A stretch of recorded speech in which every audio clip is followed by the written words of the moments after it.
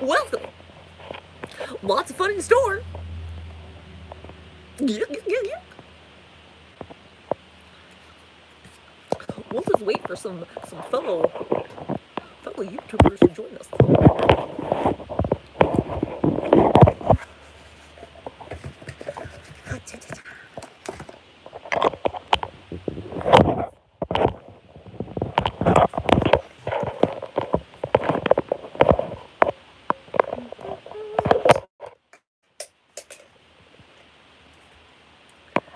Trying to arrange my ghetto phone holder arrangements.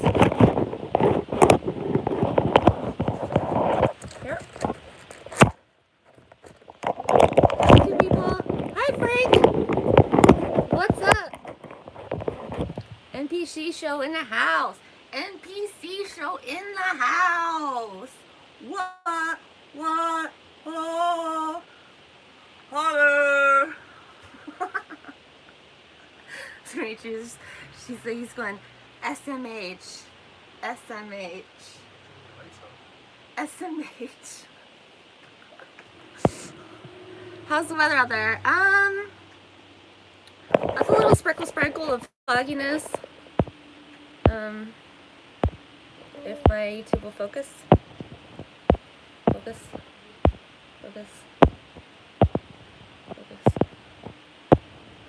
This has the never-ending zoom on YouTube Lives. It has the best zoom, better than my phone. Look at my hair. You can see my hair. Okay, let's zoom out. Whoa!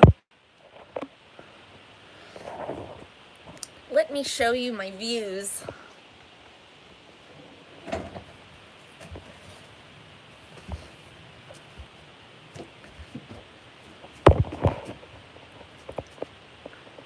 Welcome to Aphrodite's Van Life. This is our van life for the day.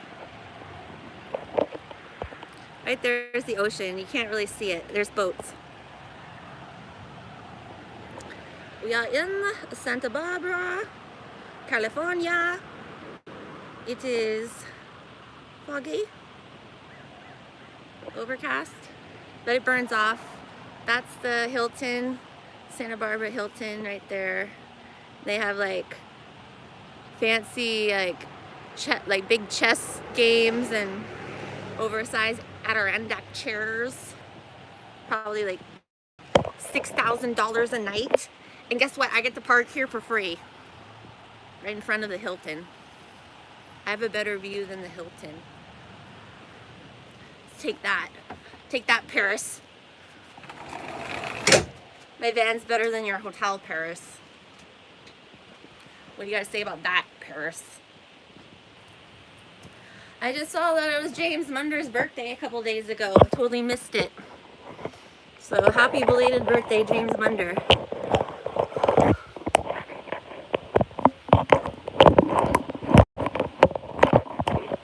You can black your view. Yes. You can black it out. See my coffee set up here? So what's going on with everybody else? Anything new? Anything new going on? Sorry, I've been not caught up getting back with comments. I've been a little preoccupied getting into my new lifestyle and various dramas, as you know. So, nothing other than World War III starting. Isn't it always though? Isn't World War III always starting? I feel like right after right during my spiritual awakening, they were doing like the countdown of North Korea nuking America, and that was like in the end of 2017 or something.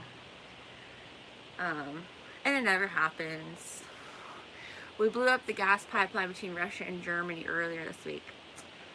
So they say. Did you notice that on the news, the bubbling cesspool of gas or whatever in the Black Sea or wherever it is? It was like the same image as the Hurricane Ian. It was like the same white, bubbly eye of, you know, an all-seeing eye. It was all-seeing eye. Hi, Peyton. How are you? Thanks for joining. But yeah, it's these symbols. I stopped posting on the news, posting about the news, but the news is so saturated with subliminals these days, like more than before. The other day they did a whole piece on this little girl visiting like a firehouse and like visiting all the firemen because her dad died, and so like she was saying thank you to all the firemen. It was like a 5-year-old little girl or something, and they played this story twice in the news, like in the half-hour nightly news. They played the story like twice. It was like a long, you know, sentimental piece, and the video, like the men were grabbing the girl's butt, like the little girl's butt. When they went to hug her, they were patting her on the, like grabbing her butt. And this is like, I actually didn't even notice it at first. And Dimitri's like, oh, aren't they just touching her butt? I'm like, yeah, you're right. They're all grabbing her butt. And then they showed it again. And I was like, wow, that's like super subliminal. And I didn't even catch it at first. But you're just supposed to expect that all these strange men are like patting this little girl on the butt. Like, and it's on the news, so it's okay. Like, hey. And they showed it twice, so it's even more okay. Hey. Are you working your way south for the winter? There was a natural gas leak in 220 on the Gulf of Mexico that actually caught fire. Yeah. That's cool. You're Santa Barbara. Yeah.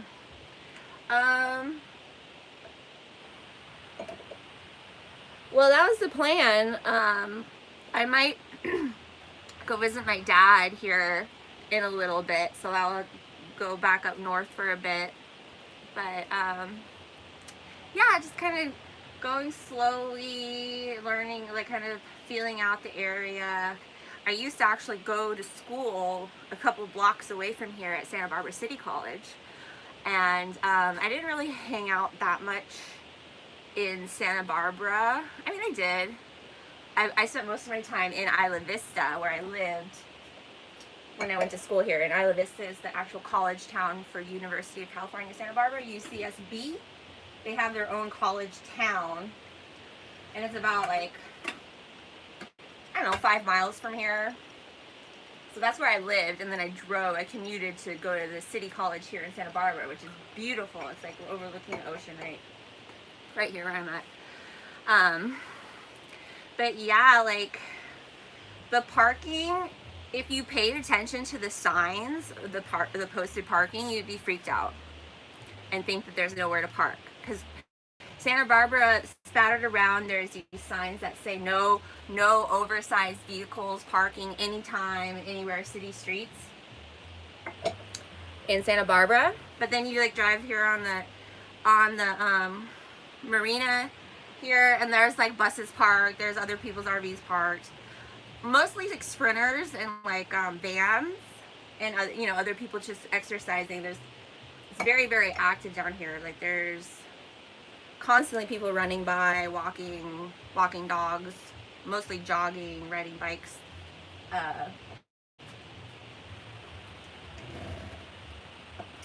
But inside the city too, you can park. Like there's doesn't seem like there's the same amount of cops enforcing things as there used to be. We did see a cop last night when we moved. We parked around here yesterday during the day, and then when we moved, because there's a sign here that you're not allowed to park here midnight to 4 a.m. So we moved last night around like 9 o'clock, and there was a cop parked over here, but he was just scouting people for drunk driving and driving fast here on the main area. Like, I was the only cop that I saw a lot more cops in Isla Vista, the college town, but they were kind of doing their own thing. They're not like parking monitors. So I say there's a lot more signage that is not enforced. Um, I haven't seen any parking maids or meter maids. I haven't seen anybody getting tickets here. But people are very respectful, I'd say, of the moving rules. I don't see like some RV or some van or sprinter parked in one place for a long time. Like, I'd say we probably park longest out of anybody, but like, you won't see one vehicle parked for more than a day in one spot. Everybody's very conscious of constantly moving. You will see the same vehicle parked like in a different spot, like on the street or on a side street. But there's like this illusion of movement. Like, there's this illusion that everybody's like busybody, moving around, like have jobs, blah, blah, blah. But there are so many people living in cars, like not even vans, like just cars and pickup trucks, like around here, that unless you're in tune to it, you would just think that all these people are here to exercise and enjoy, tourists or whatever. But a lot of these people are living in their cars, and you can see that at nighttime. All of these cars parked in the industrial area, and I thought it strange. It was like a lot of pickup trucks too, like people are living out of pickup trucks.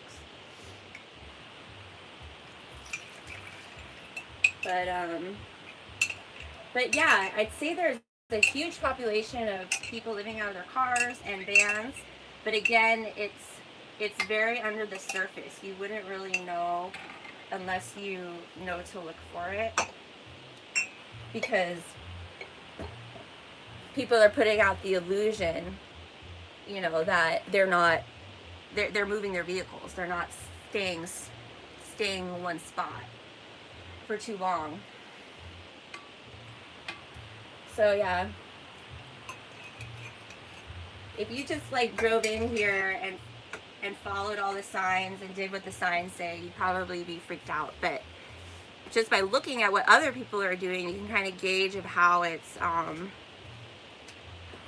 monitored.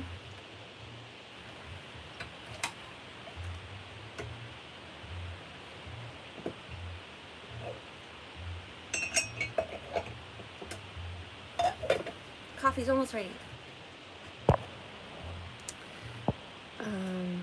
Frank says, that's cool that they're not messing with you all that much. Denver was like that, very car camping friendly. I was surprised to see a homeless population here in Utah, considering how cold it gets in winter. Yeah. It's a very weird feeling, because it's like the cops have declined, like there isn't as much policing, but it still feels like the same amount of people around. But like the main street that they have all the businesses, State Street, and the fancy shops, they have like the main portion of it blocked off, and I guess that they did that during COVID, and had the restaurants like have their seating out in the street area, and they've kind of just kept it now. So it screws up the flow of energy through Santa Barbara. Like before, when I used to live here, this State Street used to be kind of like a cruising street, right? Like you drive down and have all the bars and fancy restaurants, and you could drive like your, fancy Lamborghini or whatever, and kind of get seen. People would cruise. But now you can't do that, because you have to take all these side streets and to detour around the blocked main area. So it kind of ruins the vibe. But there's still a lot of people touristing, like bachelorette parties, bachelor parties, lots of couples, lots of rich couples on honeymoon kind of thing. Perhaps there were more cops against homelessness in Pismo. No, I wouldn't say so. Pismo was actually more friendly. Pismo was more out in the open, like, because people are RVing for the Oceano sand dunes. So there's a lot more RVs out in the open in Pismo Beach and Grover Beach. I actually felt more comfortable there. Here, there's less RVs in Santa Barbara. There's more Sprinter vans, like lots of Sprinter vans, and like regular like white vans and camper vans. We have seen a lot of like converted box trucks, more than I would have expected. But then there's also a lot of like converted work trucks that guys are using for work trucks. Like there's a truck up here that has like a converted hot dog stand. It looks like he's pulling a porta potty behind his pickup truck, but it says hot dogs on it. Lots of like different converted vehicles. I think people are poorer than they used to be, but we're still putting kind of lipstick on the pig kind of thing and pretending like everybody's still got a nice job and has some place to go during the day. But yeah, so I'd say Pismo Beach is more friendly for RVs. Here there's way more people in Santa Barbara. There's way more things to do. There's way more activities. Where did we get water this last? Oh, we went to the park around the Mission and got water. It's just more populated here.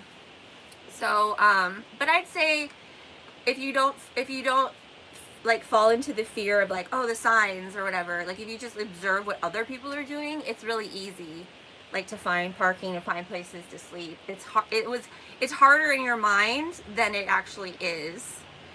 And it doesn't seem like parking things are really being enforced. It wasn't really being enforced in Pismo Beach either, but it was more laid back there. Even here in Santa Barbara, one day we parked in the Amtrak parking, and it was like 75, the first 75 minutes are free, and then it was like $2 a minute after that. So we walked around the marina, and then we're like huffing it back to get back to the truck so we don't have to pay. And the exit out for the gate was open like all day, so we could have stayed there and not gotten charged because we just drove out without having to pay. But then like later in the day, an attendant showed up and lowered the gate. So there's like things like that where you can skate out free, but it's not like it was up free the whole day. You have to like get the sweet spot. So I think a lot of the stuff is like worker based. There aren't workers to enforce the rules. So like it's just like the Truman Show. They're relying on the signs to police the people. Like the people are gonna listen to the signs, and that's all you need. You don't need an actual backup person. Like the sign in the library is enough to tell you not to talk, not to do this, not to do that, and most people follow that, I'd say.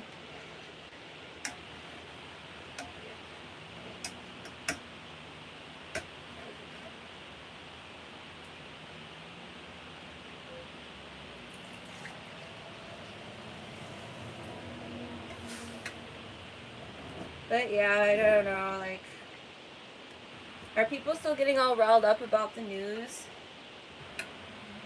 It's just never ending.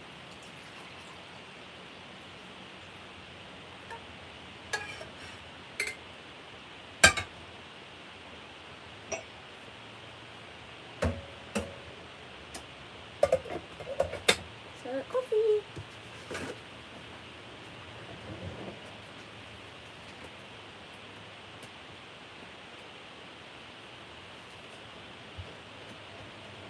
What else? My coffee? Cheers! Saturday morning.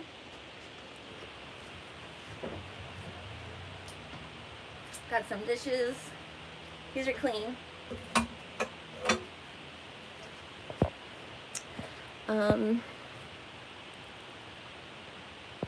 Frank says, that's what I did. I watched what others were doing to determine what was acceptable. Yeah. Yeah, news writes itself. That's what's easy about being a news channel. Right? Well, it's funny because Santa Barbara has all these no oversized vehicles. And it's like right next to the sign, there'll be like an official city government big dump truck vehicle parked. Like, it's like, okay, well, if the city's not even going to follow its own regulations, then I don't have to. Like, give that guy a ticket first, not me. So, yeah, do you guys feel like people are disappearing?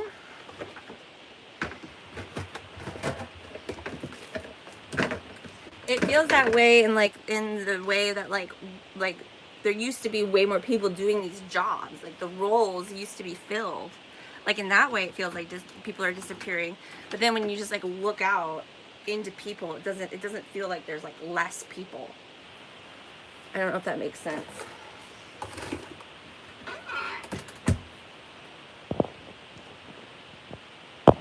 The problem with the news videos is it goes obsolete in 72 hours. Yeah. It's like it goes obsolete in 72 hours, but then it's like they just recycle the same story, you know? Like, how many times have you heard about Donbass, the Donbass region? The Donbass region's gotten taken over. Oh, the Donbass region's been won back. Oh, they retook the Donbass region. Donbass fighting in the Donbass.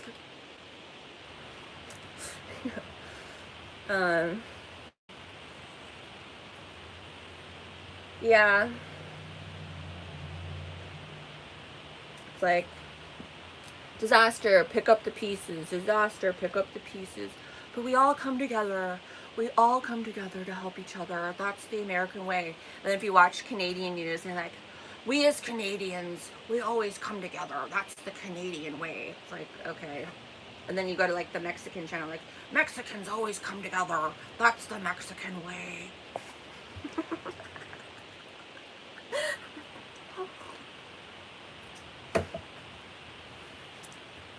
But yeah.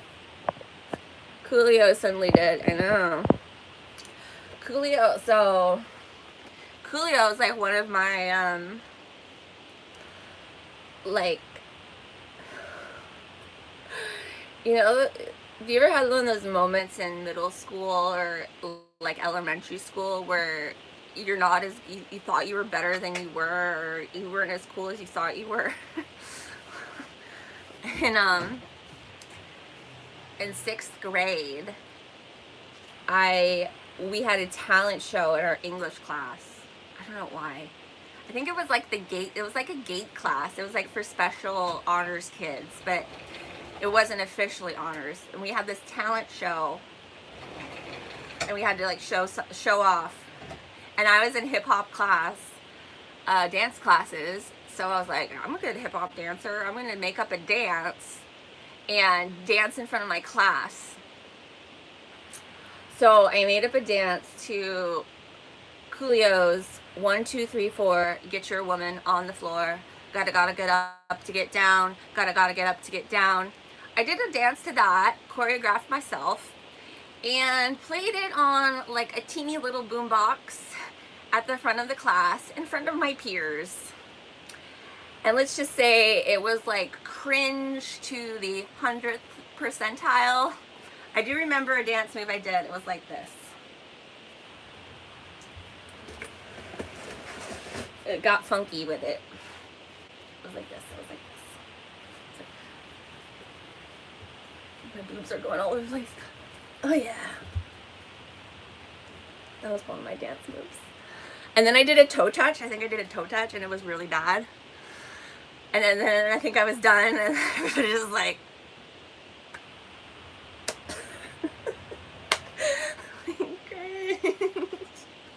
just by myself.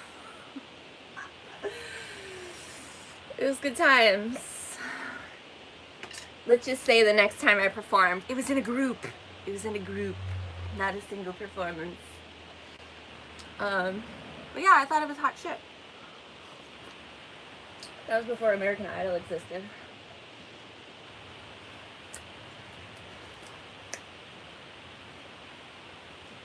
So what else? What else? People doing van life? Van life? Oh, I'm gonna do like a whole thing on the mission, Santa Barbara mission. There's like way creepy vibes in that mission. It's all super Masonic. She was telling us about all the dead bodies buried underneath the crypt and the tabernacle. What was I just gonna say? There's a painting in there that's a mystery that nobody knows who was painted it by, who painted it, why it was painted, or who it. It's all dedicated to Aphrodite. It's like all pictures of Mary, the enlightened woman, the Queen of Heaven, and the freaking mission's pink. It's like cotton candy pink. Oh, I was gonna say something good. I forgot. It's about the mission. Oh, there was all these flies. Oh, we went back to the cathedral, where the inside of the church where the bodies are buried. We went back by ourselves, just Dimitri and I, and went to the back of the church where we hadn't explored. And there was like all this other stuff, and it was like super dark. And there was like this special chapel that was off to the side. That was super creepy. I got really bad vibes. And there was all these flies that kept on landing on my face and stuff. This is inside, like next to the holy water. All these flies. Like, I was like, whoa, it's weird. Oh,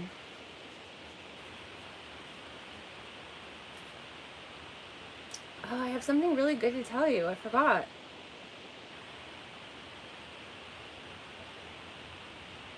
Oh, in the they have like a museum at the end, and they had this whiteboard, and it said, "How do you reach out to the outside world?" And I put Aphrodite's Van Life YouTube channel. To like start advertising on my van. But I do see that they are running ads on my shorts, because I watch my Aphrodite's Van Life videos. Excuse me, I watch it from my main channel, Aphrodite Rose Starfire. Please subscribe to my main channel, Aphrodite Rose Starfire. I have a whole other content there that I post there too. So please subscribe to both channels. But I watch my Aphrodite's Van Life channel from my main channel to get, views. And they're running ads on my shorts. I'm like, what the fuck? Like, I'm not monetized on any of my channels. So yeah. I want you guys to seriously consider getting a van, and you can join me in a caravan. Really don't spend that much money. Oh, and if you get food stamps, you get to go to museums for $3. There's this program called Museums for All in California, and I'm sure there's all these other programs that they don't tell you about. You have to like find it out on your own, like all of these other benefits that you qualify for. They don't tell you. So, but like at the mission, I went to the botanical gardens, which I don't really recommend. The Santa Barbara botanical gardens were kind of lame. The Santa Barbara botanical gardens, like if you paid full price for adult, it was like $18 to get in to the botanical gardens, and it's just California native plants. That's all it is. I thought it was going to be like fancy flowers. I don't know. But if you have food stamps, EBT, you get in everywhere for $3, and you kind of like can get your, spouse or whoever's with you for $3 too. So like at the mission, I was like, I'm really poor. Can we do the food stamp? She's like, yeah. And we got to go in for the guided tour, like with a docent, just for $3 each. So, and then I just went to the botanical gardens by myself. Dimitri actually ended up just walking in by himself without any. But that was a rip. Like that, I paid $3 for that, and I kind of felt ripped off paying $3 for the botanical gardens, honestly. Because it's just like a glorified hike. Like it wasn't anything. But people pay like thousands of dollars to be members there. I just don't understand why. There was so many workers at the botanical gardens. I was like, wow. It was like a whole scene. There's all these workers, all of these. It seemed like they were like grad students or like people in their 20s. They were having like this big party at like this secondary building for the staff. I was like, why is there so many people working here, part of this botanical garden situation? It was like very staffed, heavily staffed. People driving all around in golf carts. Like, what? There wasn't, it's just like redwood trees and like deer grass and like sage, and you know, they have to like landscape it, but it was like way staffed. So I'd say there's lots of like, Dimitri said so they have no other place to go. I don't know. It's like these like super wealthy people that want to study plants, and they're like in their like doctorate degree, and they're 28 years old, and they're at the conservatory still, you know, doing their doctorate and getting paid like $20,000 a year, but it doesn't matter because they're wealthy anyways. Like, it's kind of like that. Like, you can tell like all the kids there probably are making, all the 20 somethings are making like $20,000 a year, but they're like independently wealthy, so it doesn't really matter. It's kind of like that. So yeah, here's some sirens. Kind of unusual. There was more sirens in Pismo Beach, but that was, I think, around Labor Day. Way more people were more drunk.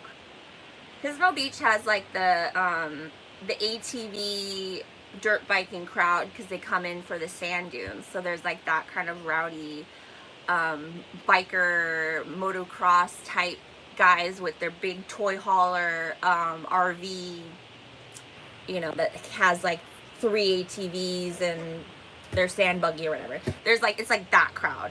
But in Santa Barbara, it's, you know, more city streets and stuff. So it is not really conducive to a trailer RV situation. So again, there's more like van life, sprinter vans, and people just living out of their cars. Like a lot of people living out of their cars and just faking it, like that they're hanging out at the beach all day. Yeah. Any plans for Yom Kippur? Hi, Sojourn. Do I know you from somewhere? I feel like I do. So, S. Joe RD. Hi, Sherelle. Good morning. How are you, girl? How are you, Sherelle? Are you okay? And I saw that you posted for James's birthday. I missed it. Happy belated birthday, James. I don't celebrate Yom Kippur. So no plans. I don't really celebrate many holidays anymore, except maybe my birthday and Christmas maybe, and New Year's kind of was ruined because my brother died on New Year's. His birthday is on the 3rd of October. Oh, okay, so it's not even yet. Okay. He was 10-3. Wouldn't it be cool if he was 10-4? 10-4 over and out. 10-3. 3 10s. That's 30. That's a good number. 3 10. Okay. Does that make James a Scorpio? Hi, Genevieve. Bonjour. How are you, my dear? I'm so sorry I've been not communicating. It's kind of like, I'm like on the cusp of like survival mode, you know, like I get like, wake up and I'm like, okay, we have to move the vehicle. And we get to a place, I'm like, okay, now I make coffee. And then it's like, I make coffee, and then like, this is like my kind of lull time. But it's really like all in my head. Like I just stress myself out about dangers and people like you know, like monitoring me that really aren't, you know, like I said, that these signs are more scary than the actual reality of it. 53 Luxor, hello, says, I would get a van and join you, but I can't afford that. I would love it if all the souls would van life together and live like nomads together. I'm trying to get Devin. I think Devin is starting to come over to the van life side. Let's talk to Devin. I think, yeah, there's a lot of people, I see a lot of rented camper vans. There's a few companies that have, kind of like the Cruise America RVs, you know, that you rent an RV, the family rents an RV for a week or whatever and then returns it. They have those for camper vans, like little, they have like the Ford Transits, which are really small. I wouldn't recommend a Ford Transit. I think that's the one that Gabby Petito got murdered in. But they have like the Sprinter vans, the Ram and the Dodge, that you can rent. And that'd be a really good way to kind of like tiptoeing in. But I would say it's probably more expensive if you wanted to rent. But yeah, if you could find a cheap cargo van, like businesses that are getting rid of their cargo vans. In California, the way we got our vehicle is because of the California's changing emission standards. So they keep making the emission standards stricter and stricter. The businesses have to get rid of the vehicles that don't comply. So 2022, California had passed, or it came into effect 2022, that you couldn't have the diesel engine without the special emissions additive. You need to have like the special diesel additive, all that. Otherwise they wouldn't register your diesel vehicle. So all the businesses were getting rid of their vehicles that didn't comply with the emission standards anymore, and they wanted to get rid of them for cheap. They had like fleets of vehicles. So that's how we got this one. And then we converted it into a motorhome, and the same emission standards don't fall under the umbrella of motorhome. So if it was a commercial vehicle still, we couldn't drive it. But now that it's a motorhome, it can be registered. It doesn't need to follow the special diesel emission standards. So if you could find something like that, like an auction where a company's getting rid of a fleet of vans, a lot of, I know rental car companies are getting rid of their vehicles right now because nobody's traveling anymore, or it's harder to travel, so less people are renting cars, so they don't need to hold on to their cars anymore.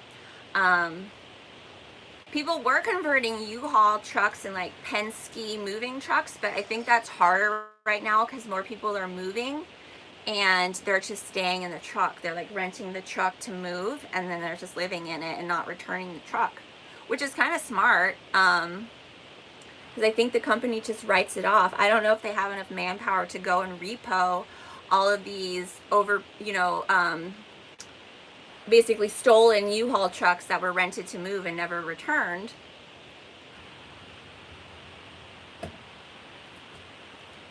There's just way too many people living out of their cars right now to police it. So like all of these parking and stuff, they're not being enforced.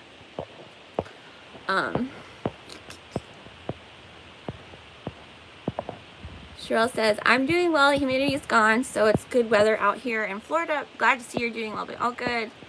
Thanks, Cheryl. Genevieve says, me good, nice to you, oh good. You had a storm too, right? Cheryl says, Avatar is in the theaters again. I might go see that movie today. Much love. That movie so much. Oh, cool. Genevieve says, oh my god, me knows you got new life. It's huge to adapt. I'm so proud. Oh, thank you. Hi, Tom.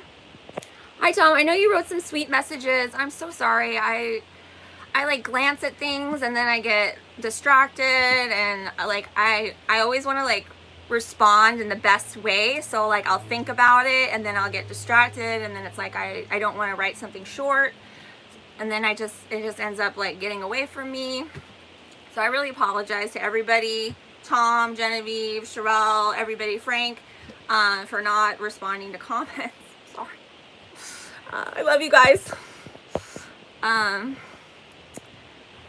Oh, Schwartz says, I'm fascinated about your blood magic. Yeah. That's a video more for like my Aphrodite Rose Starfire main channel. But I think that's kind of the next step into this journey is, and I have been talking to Devin about it, is I think we're right at that time now to reignite the Blood Over Intent movement. I think it might need a rebranding, but everybody who was involved, Genevieve, I know you were knows that it was huge. Something did happen. It was that was the rainbow wave. And it was purposely stopped and infiltrated by like basically demonic forces that put up like what do you call it when you not distract but repel. It was infiltrated, and then people were put up to repel new people from joining. And I feel like if now we reignited it and maybe repackaged the message, because it's all about your intention, bleeding on your written intention. It doesn't have to be the exact words. I intend to bring heaven on earth for the benefit of all. Write whatever is meaningful to you to symbolically release yourself from this prison matrix, whatever you want to call it. Take your name out of the book of the dead. Reverse the, heel prick that happened when you were a baby. All of that. Take your name out of the social security, whatever. It's about that magic. Because I feel like there were so many people that back then, 2018, 2017, that maybe were introduced to the subject, but were like had the programming still that was like, no, blood magic, no, like, deal with the devil, no, like, oh, I can't bleed on anything, and oh, this magic, like, oh, like if I do that, that's like the point of no return. I can never come back. Like there's something like really bad about it. I feel like those people back in 2017, now if they were reintroduced, there's so many more people that have been awakened or maybe have changed their view, and now all of this new blood stuff has come out in the mainstream about how this blood stuff is so important, that if we reintroduce the topic of blood over intent, like we'd get a lot more people doing it again. Like for the first time, that before thought that it was bad, now see actual value in it. Between it, like I was thinking about calling it like clear your code, or release the code, or claim your code, because it has to do with the code in the computer program, the actual code of your DNA, and reclaiming written ownership over it and dominion over it. Huh? Sleeping tight? What's sleeping tight? Oh. Yeah. Yeah, you do get more downloads after you do blood over intent. That's for sure. What I think the main thing blood over intent does is it deactivates your alters and your the DNA that's being used outside of your body. That was the main thing that I did it for, was I actually could feel clones of myself operating and being used, their bodies being used in not good ways. I could like feel that. And like every time you have surgery, like if you're a special person, when I had my colon taken out, I had a foot of my colon surgically removed, like taken out of me, cut out. I asked to have that. I asked to keep my intestine. I asked to have my specimen. I asked to have the 12 inches of sigmoid colon that was cut out of me. And they told me no. They told me I couldn't have it. Which now I've learned is not, that's against, like they should have been able to give it to me. But that's because they take it. They take it and they use your stem cells. They use your blood. They use, like, why do they have to take 8 vials of blood? Well, they tell you it's because they need it in different tubes. But no, it's because they need the actual, the meat. They need the meat. They need the substrate. They need the volume to make whatever they're making. The creams, the clones, the babies, the whatever. The serum, the brain map, the antibody, the medicine, whatever they're making from you. They need it. that's what they're going for. So like learning about everything before I did blood over intent, I knew that they took my tissue, they took my wisdom teeth, and they were using growing things, making people, altering people, making clones, making sex bots. And I did blood over intent to deactivate all of that. And I could feel them like dropping to the ground when I did it, because I did not consent anymore to my code being used outside of my body like that. But you can make your words say whatever you want. It is very powerful. Like, I have known people that have called demons using this. Blood magic is blood magic. Like, you can do whatever you want with it. You can, but sometimes people will create an entity. They'll name a demon, they'll draw a demon, they'll write out the characteristics, and they'll bleed on it, and then that demon will show up in their life. It works. It works.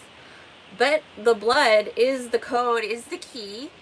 But you have to be the steward of your own vessel. Like, you have to be the captain of the ship. Like, you have to be you have to write the directives.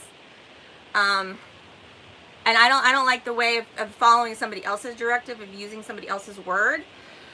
But an egregore is created out of that. I don't know if that's a good thing or a bad thing, but I do think everybody's own personal blood magic should be a personal saying that they write out, that they made up for themselves. I don't really like the idea of everybody bleeding on the same vernacular. But yeah. Alright, that's about it. That's about it for Saturday morning. I'm gonna go enjoy my coffee on the beach. If you want to join me, just go rent a U-Haul truck and never return. It's worth it. Oh, and we ran into we make lots of friends. There was this one guy, Greg, and he's been living in his van for over 10 years. 7 years. But it was a Volkswagen. He said, oh, me and my ex-wife, we saved up everything just so we could do this. And we traveled around for a year and a half. And he's like, yeah, I'm going to meet my ex-wife and we're going to go for a bike ride. And I'm like, yeah, you saved up and now she's your ex-wife. He's like, yeah, but it wasn't for that. It wasn't for that. But he said that they ended up, she ended up doing pet sitting. And it used, like, they started off where they'd be, you know, mostly in the van, and she'd get a pet sitting job, and because they were married, she'd always make sure with the owner that it'd be okay if her husband can also stay with her in the house for the pet sitting, and they would always say, okay, of course, you know, you can be with your husband. And so it'd be where she first got started, they'd be like 80% in the van, maybe 20% in a house pet sitting, and then it got really fast to be where she got so many clients that it was like they were majority, like 90% in somebody's house pet sitting, house sitting, and like only 10% in the van. It's like, huh. And she's like, he was like, she's like overbooked in Santa Barbara. There's like all these people that need her services all the time. It's like, that's really interesting. So there are opportunities, but I'm not really in the spot right now where I want to start working again. And if you do want to work, you kind of want to be in one spot for a while, I would think, to be able to like get a reputation and clientele and all that. And I just kind of got onto the road, so, but there are opportunities like that. You don't need, you know, an education. Like, there are things, and I just saw walking by the marina, they had a cash job on Saturdays, for fish filleters, $3 a small fish, $5 a large fish. Cash job on Saturdays. So there are things if you need money. So I think you just have to do what you really want to do and not listen to the fear of like, I don't have enough money, oh, I have nowhere to go, oh, I have nowhere to park. Just do it, and like things will fall in the way of like helping you accomplish what you want to do. Because that's the thing about this realm, is that it's conscious.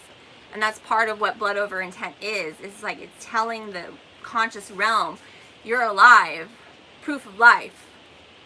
Because right now, the AI consciousness is kind of acting like everybody's dead. Especially the people that took this. They're zombies. So you have to like tell the all-seeing eye, like the movie, the realm, hey, I'm alive. Hey, you know, I'm not part of this dead necrophiliac realm. And once you do that, the realm like assists you in whatever you're trying to accomplish. It's that simple, and it's not so simple. It's kind of but it really is a lot about belief. And that's true with medicine too. Like, you only get better if you believe you're gonna get better. Anyways, I'm gonna leave it there. Love you all. Thank you. Please subscribe to both my channels. Share my video. Like my video. I love you guys. Bye.